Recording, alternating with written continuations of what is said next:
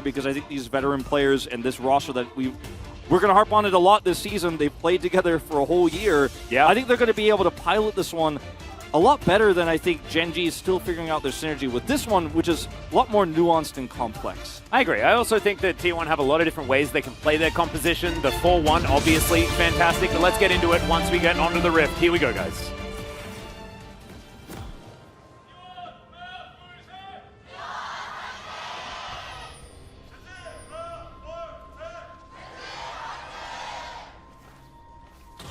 Sounds like Gen G fans have found their voice here at this stage. And of course, backs up against the wall. They're going to win this to stay in this series. We're going to bring us to 3 whole games in this best of 3. That is precisely what we want. Yeah. That's what I want. We didn't get 3 in the first one. Yeah. So at least give me 1 extra. Give me 1 bonus. Anyway, we were talking about the T1 composition and what it's capable of. I really like, team fighting. You look at Wukong, you look at Nami and the Lissandra, and you're like, oh man, absolutely fantastic. I think that Fiora as well, if she can get into a decent enough position, can also offer a fair bit if you have backline access and can allow that Grand Challenge to provide so much snowball potential in a fight. But also, I just think side laning is so powerful for this composition, and it's something that Gen G don't necessarily have in their wheelhouse as much. It's only really Chovy that has that opportunity as he's taken Foxfire first. Faker is going to spot him out there, had that ward up and available. That's a face check that Delight didn't really want to go for. They do manage to trade a bit of damage back there, get some money as well. Hayes used his Q to just try to check the brush, but the positionings there for Guma and Keria on the far right side meant that they kind of falsely assumed they were not in there, and ended up being a fairly even trade regardless, though.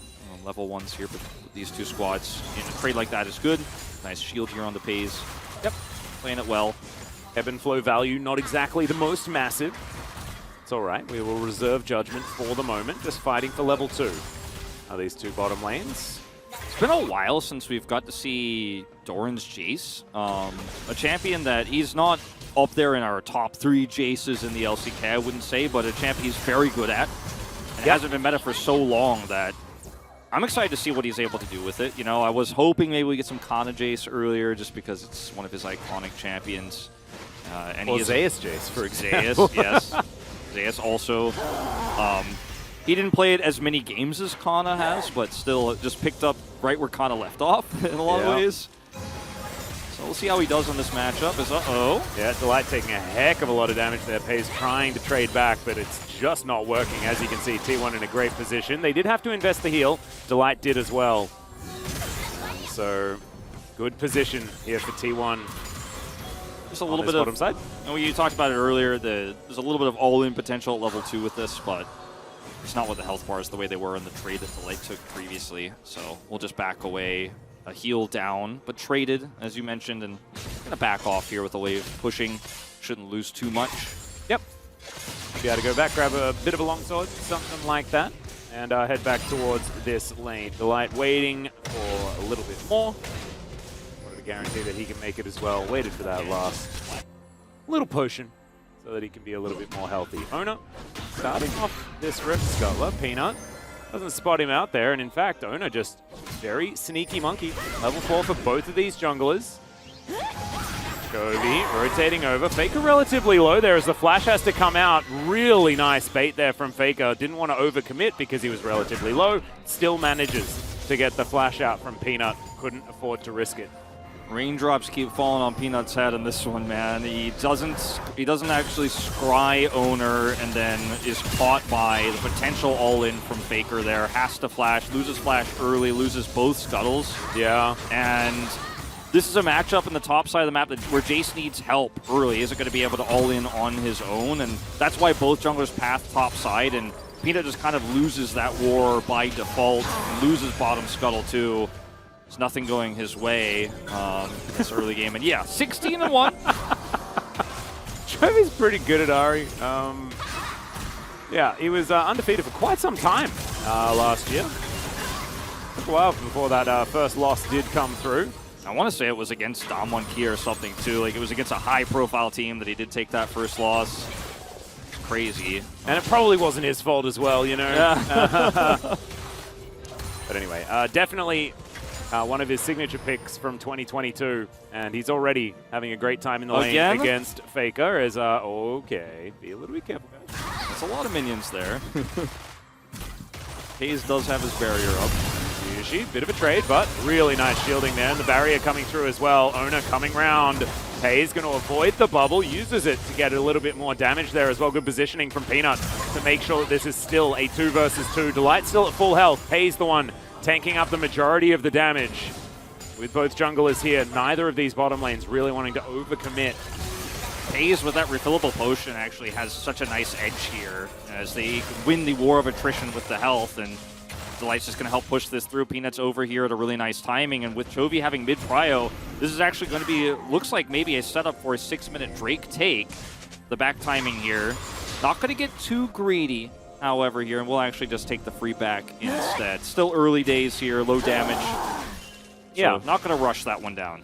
Still really good for Gen G. They make sure that Gumayusi has to go back at an inopportune time. Very As you awkward. can see, Keria needing to stick around just so that they can get the experience so it's not getting wasted. But they really did want that to be on their Lucian. Still, of course, Keria getting towards an ultimate a little bit earlier could certainly be good news, but suboptimal.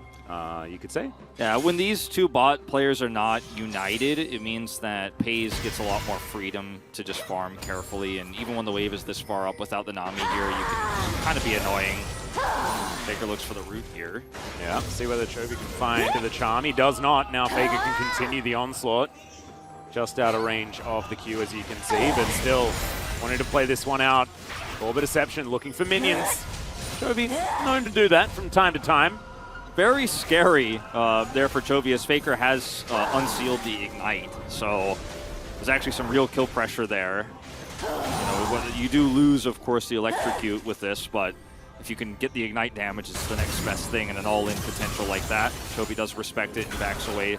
Teleportless at the moment. Yeah, he's going to lose a lot of CS. He is. You can see he didn't actually wait any time at all in base. Made sure that he was running even though he was down to half health. Misses the cannon, but won't miss anything else. Probably best case scenario for that one. So we were talking about inopportune back timings once again. It is going to strike, this time on the side of Gen G. Plate, very close to going down. There it goes. T1 collect their first of the game. Gumayusi and Keria are very happy about it. And with that serrated Dirk power spike that Gumayusi now has under his belt, this lane is going to get a little bit more difficult here for Gen G. It's pretty wild how active both junglers have been, but how still they've come up with no kills here. And what looked like the focal point for the early game, the top side, is just actually kind of neutralized, where you have this plated steel caps for Zeus kind of shutting down some of that serrated Dirk value here early for Doran. The wave push is starting to come through for the Fiora because Doran hasn't had really any help here after Peanut was pushed away. And T1 will take the first Drake of the game here. Just no help, no assistance across the map, and without lane control, just not much Gen G can do about this solo Ocean Drake that will go over to T1. But a very calm and slow-paced game here. Yeah, Doran now getting challenged here. Zeus wanting to try and get that last weak point, but can't get there. Really nice movement from Doran to make sure that he denies the right-hand one. So Zeus not able to get all of those weak points, and Doran will survive. Still, you can feel it. This, when the all-in is called, Zeus is very, very scary. He really is. Doran's got 3 cookies and a pot to chew through, so he's going to now take this trade into his advantage as Chovy rotates over. Peanut saying, all right, you've got topside controlled for long enough here. Let's look for this Herald. Faker unseen for the moment, for just a moment, that is to say. Yep, Doran now trying to turn this one around. Faker does have the inside track, as we can see. The claw is going to come through. Acceleration gate comes down. Cease and assist is going to be there. Great flash from Doran. He's going to save his life, but the self-ult from Faker keeps him alive as well. Chovy now going to have to dash his way out, and still there's no first blood. No first blood. We're reaching 9:30 now. That flash from Doran was immaculate to save him there. He survives. Faker self-ults. And we have an exchange of summoners here, and nobody dies but Gen G walk away with the Eye of the Herald here. Faker trying to take this really long, careful approach here. Doran acceleration gate speeds him up here, grabs Faker, then flashes as Faker actually goes in, and then has to self-ult. Chovy doesn't want to push too far once he sees Oner is here, and that's the end of the fight. You get caught with that Wukong ultimate, you will be punished. So he gets away. What a great set of plays from both sides. And just a lack of result. There was a lot of action, and just looking at the top of the screen, it's like, oh, grats, Gen G. You've got, a few hundred more gold. We don't really see any sort of advantage being taken from either side outside of the Ocean Drake that T1 have got now under their belt. It's like what the LPL casters called us the Shakespeare region or whatever. We're just back to like, yes, very interesting, very nice flash there from Doran. Nobody dies. Things happened, but nothing also happened. What does it mean? I wonder who called us the Shakespeare region, because I want to call them and let them know that I really like that take. Big fan. Anyway, we're going to continue trying to divulge what is in the great mind that the LCK has bestowed to us here today. Quite. I don't even know whether that sentence made any sense at all. Pretty sure it didn't. Paze and Delight are just trying to hold this wave here as Owner rotates over. All right. They want to dive. Skating out as Delight. Still going to have to flash. Very weird movement. Still going to live. But I think he thought that he was going to be able to avoid the tidal wave there. Yeah, he didn't heal either. You could say, I guess he was just being really patient, knowing he was going to be safe, but I press that heal every time I'm scared. I don't know where Owner is, but he doesn't heal at least, so he's got a little bit of a speed up. Hayes holds both summoners, and despite Owner's gank opportunity, he doesn't actually get the kill.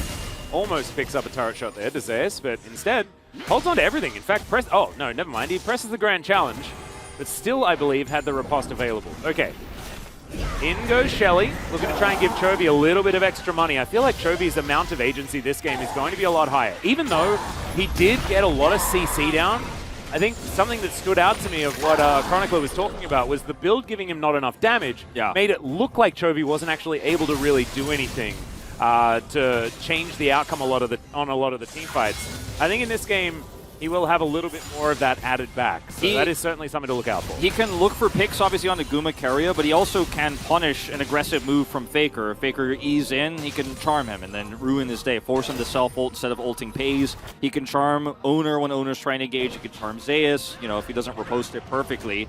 And even if he does, he's riposting early, and then he'll probably just get focused down in the moments that pass afterwards. So Chovy has a lot of agency in team fights here. We'll just see what he decides to build, because we've seen a lot of changes, obviously, to how Ahri has been built. We've seen Ludens. We have seen still people building the Everfrost that Chovy has loved so much. Will be that in this case. They just locked in.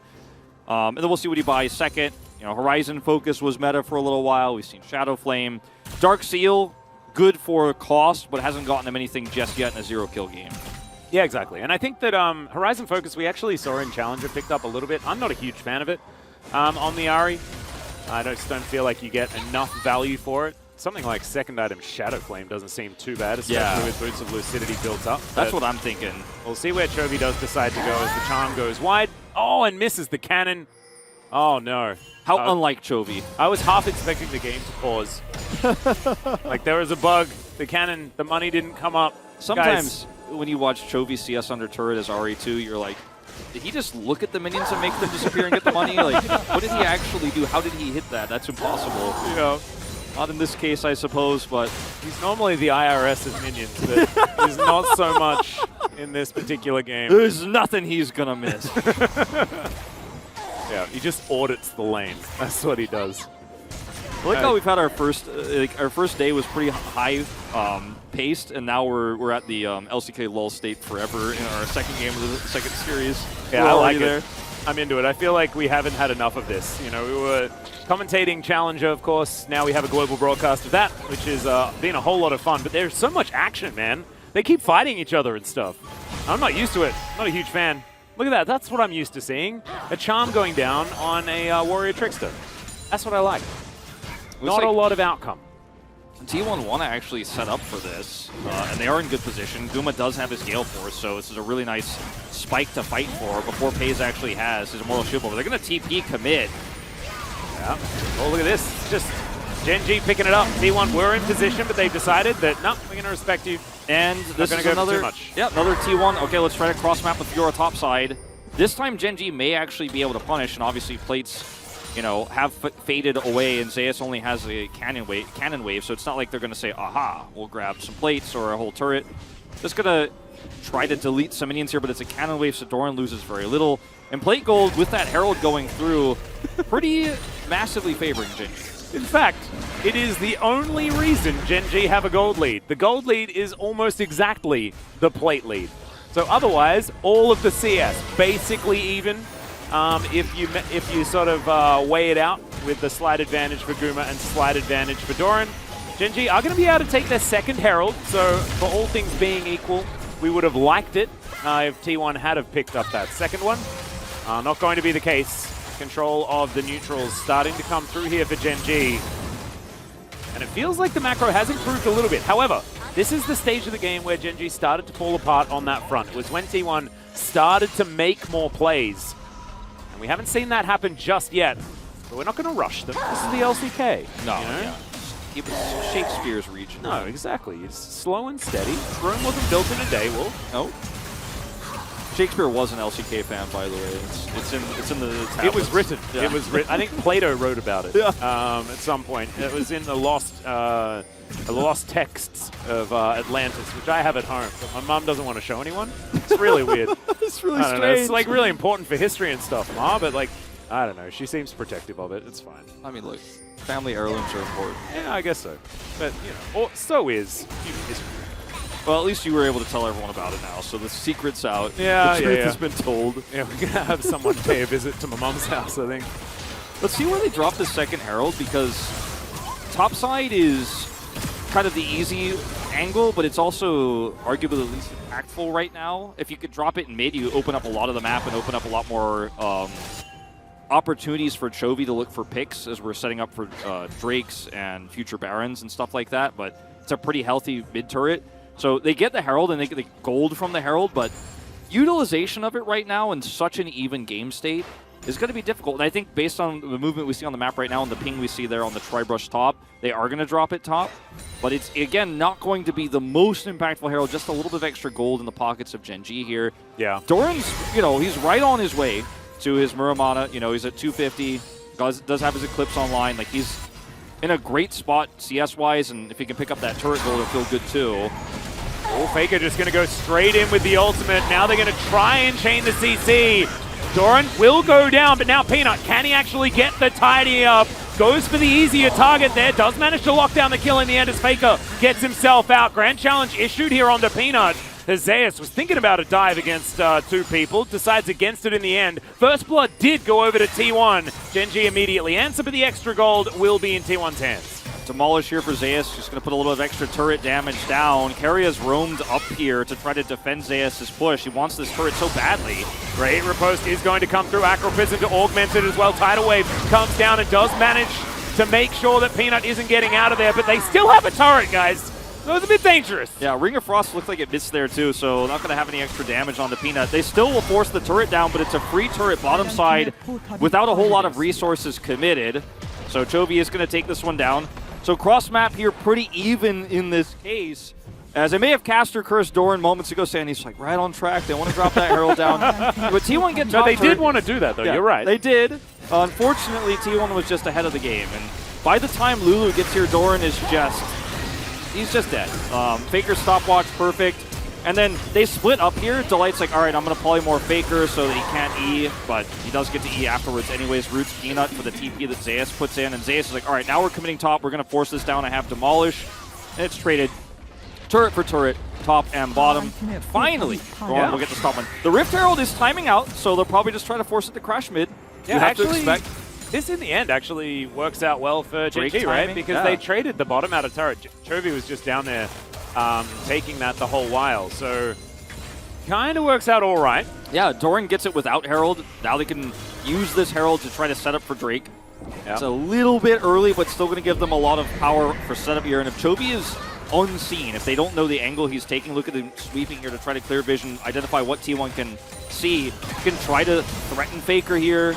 Eyes on Faker is so important, right? Make sure that that Claw of Doom flank cannot come through. Warrior Tricks that they're used by Ona will keep him alive as now we're going for a bit of a battle. Chovy still looking for it. Faker goes Golden Tidal Wave, forces him out entirely. Keria has been so good at these defensive waves. As soon as he presses that button, it feels like Gen G are always forced to just back away. But this time they're backing away to a critical objective, second Drake for them of the game. Faker does not have Zhonya's. Everfrost is coming back online. He should have his E here very soon, if not already. But I think Gen G pretty much have this one unlocked. Well, there we go. Cease and desist does come down. Orb of Deception, massive damage. Ona trying to get himself out. Does have another Cyclone. As in the meantime, we've got the Fiora locking down the kills. Pace now flashing forward, looking for some more. Gomushi's going to run away. Has he overextended? The answer's no. He dashes over the wall, but still unable to get these clean-up kills. Chovy and Peanut both traded for just Ona. T1 will take that. Keria gets another amazing Aqua Prison. Again. He just stops the follow-up here. Chovy gets punished instantly. And FaZe, even with the low health bars, just doesn't have a front line. And no! Faker just flashes in. The Everfrost is extraordinary! And neither of them can play the game. That was beautiful! I mean, Faker just snapped Gen G over his knee. Yeah. Like a twig. He took them. Goes in hard, gets the double root. That's the end of that. And yeah, Doran's doing a little bit of damage to bot turret over here.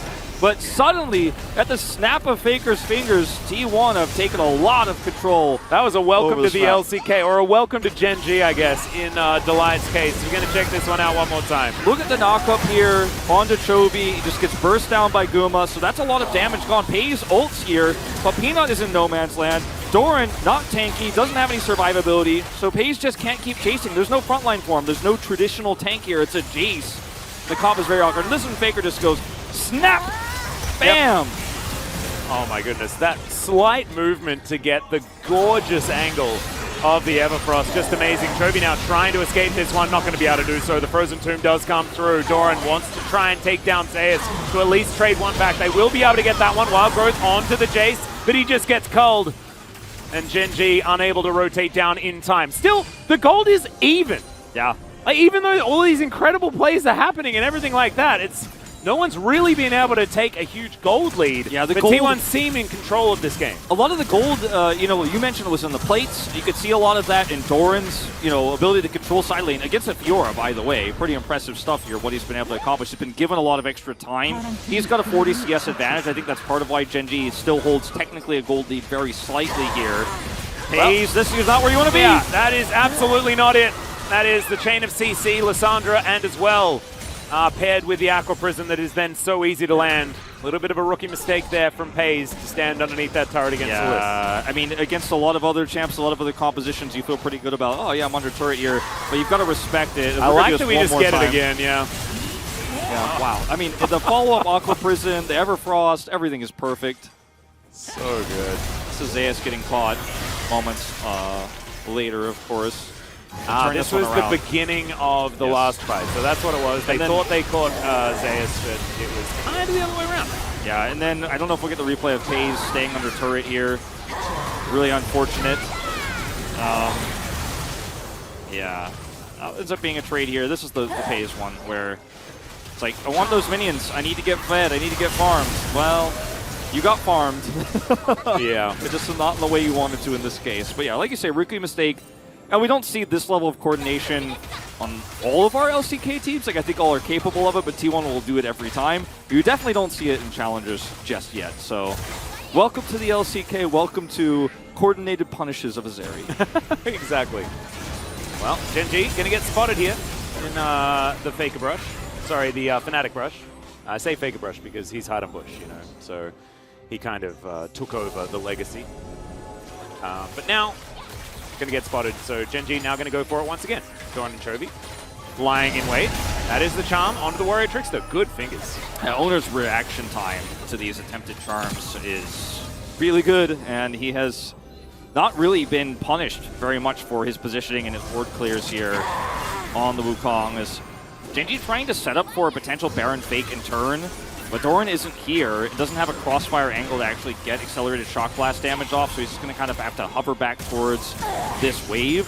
And Gen G have to back away because Doran can't TP in and flank. He's a Jace. They will just turn and kill him. He has no defense. He's not tanky. He's very squishy. Glass cannon here, and even though he has teleport wards, quote-unquote, he can't use them. And now that they're pushed back, T1 are like, I'm taking this Baron, thank you very much. Well, they're going to go for it. They are spotted. Chovy right in the area. Let's see whether he can actually stop them here as Faker's Claw now on cooldown. Doran Shock Blast. First one going to miss. Extendo beams coming on in there as well as they dive forward. Cyclone is fantastic. Doran's the one that's wild growth, and you can see Chovy just evaporates.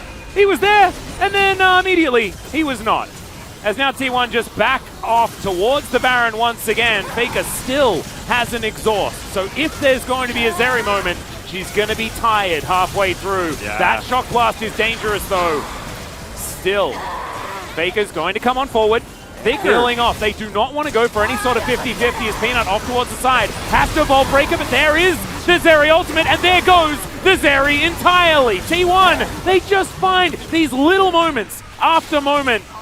And once again, they're able to win out the team fight. Zeus now chasing down the last couple of members. Delight forced to try and get underneath this turret, but I think Zeus is going to lock him down. There it goes, the weak point. Most certainly exactly that. 12-3 now in kills. This game has ballooned out of control for Gen G. It was so close for so long. 0 kills, a trade of Drakes.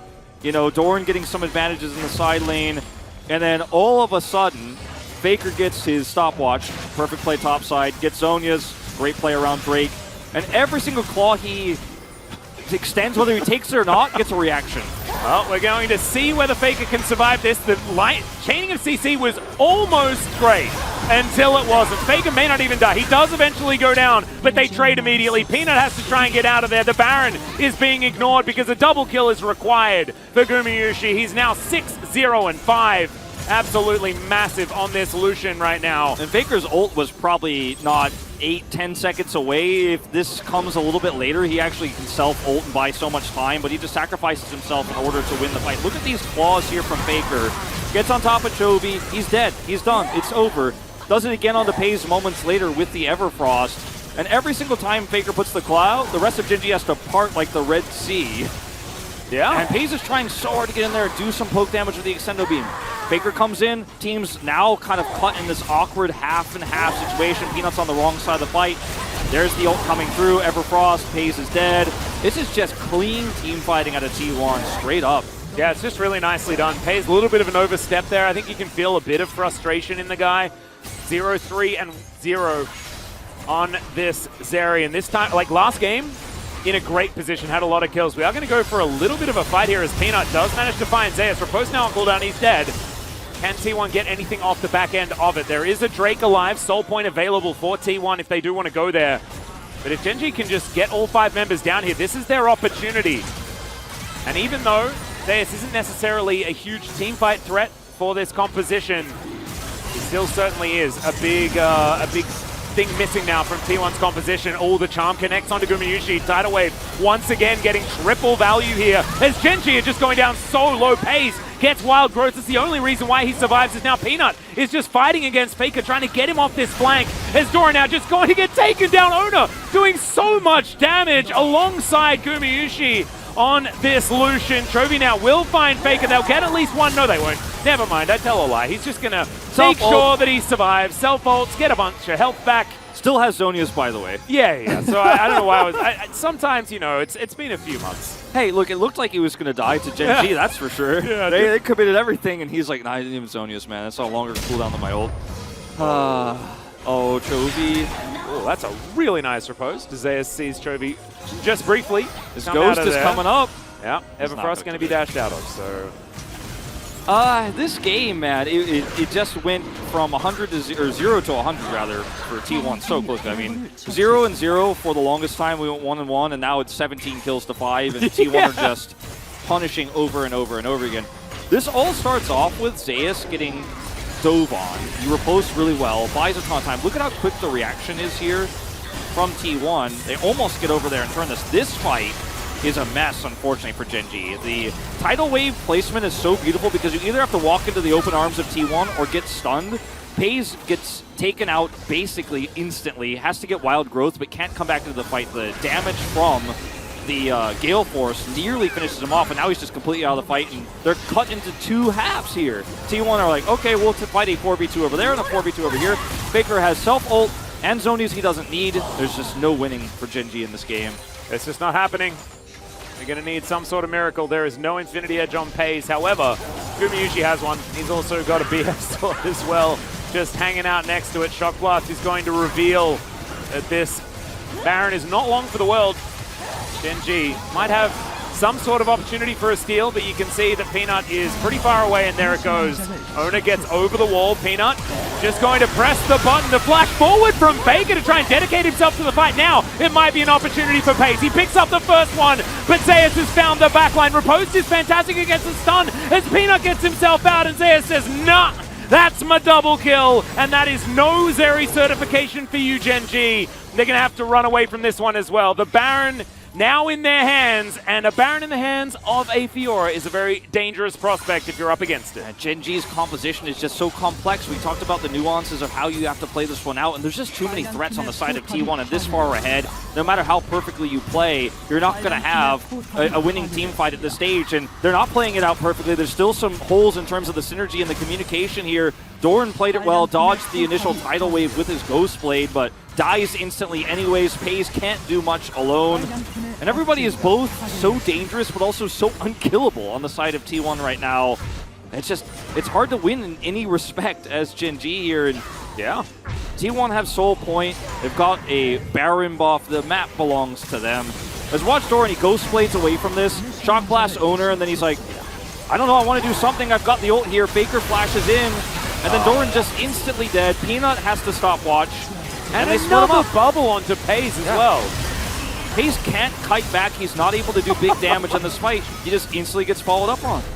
It is so unfair. He's hit by back-to-back Circle of Frost from Faker, an Aqua Prison from Carrier as well, and I don't think that was chained CC either. The Grand Challenge was issued immediately as soon as they had an opportunity to, and as you can see, Pace just hasn't had the ability to play the game. And that's, of course, as Doran is getting killed on the top side of the fight. You know, Peanut has to stopwatch, can't heal. And, I mean, Delight tries to set up a Shurelius here, but can't catch anybody. Gumayusi's taking matters into his own hands here as Chovy has to dash get himself out of this fight. But Hayes left out on his own. Another Cyclone's just gorgeous. That's going to be the end of Peanut. And these Nexus turrets are not long for the world. Another kill comes in as Doran, he goes back to base and watches it explode. Chovy goes golden on the fountain. Faker's going to join him there right as the Nexus goes down. T1